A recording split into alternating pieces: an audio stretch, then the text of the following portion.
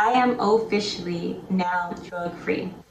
And I can say that 100% confidently this time because the last experience I had while smoking really scared the hell out of me.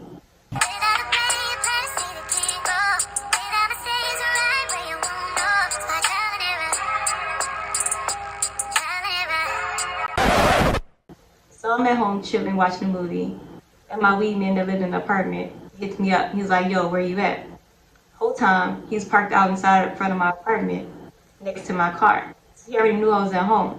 I didn't text back right away because I already knew what he was on, and I wasn't really trying to smoke. But obviously, I was tempted. So I ended up texting back, and I'm like, I'm at home, what's up? He's like, come outside, I got some new shit for you to try. So before I go outside, I pray to God, and I say, Lord, please, I want to be sober. Help me, because my flesh is weak, but my spirit is willing. Let me have a bad experience. But even then, I knew that wouldn't fully stop me because I've seen things before and I've heard things before. But I was so far in that I didn't even care. So I go outside and I get in the car and he's actually already smoking with someone I don't even know. And then he has me like 5 Gs. And we just chilling and smoking. Then eventually my neighbor comes out and we're all smoking together. And he's like, I thought you was done smoking because he had just tried to hand me his blunt a few days before. But obviously I wasn't tempted at that time. So I was able to walk away from it. So now another guy walks up on us.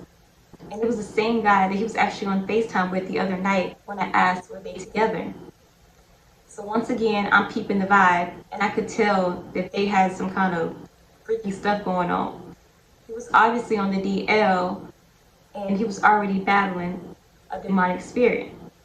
So after the first wood, they ended up rolling another one. And I'm like, nah, I'm good. I'm finna go inside. I went inside and I just crashed out. The next morning, I roll one by myself and I'm just chilling and smoking.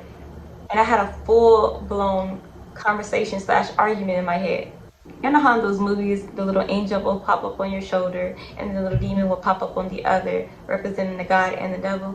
Okay, so the little angel was telling me to just quit. The demon was telling me, nah, you good. You could just finish this and then we'll be done. And then the angel was like, how many times have you told yourself that this is your last? And the demon says, it doesn't even matter. You belong to me. I own your thoughts. And for some reason, that really scared me.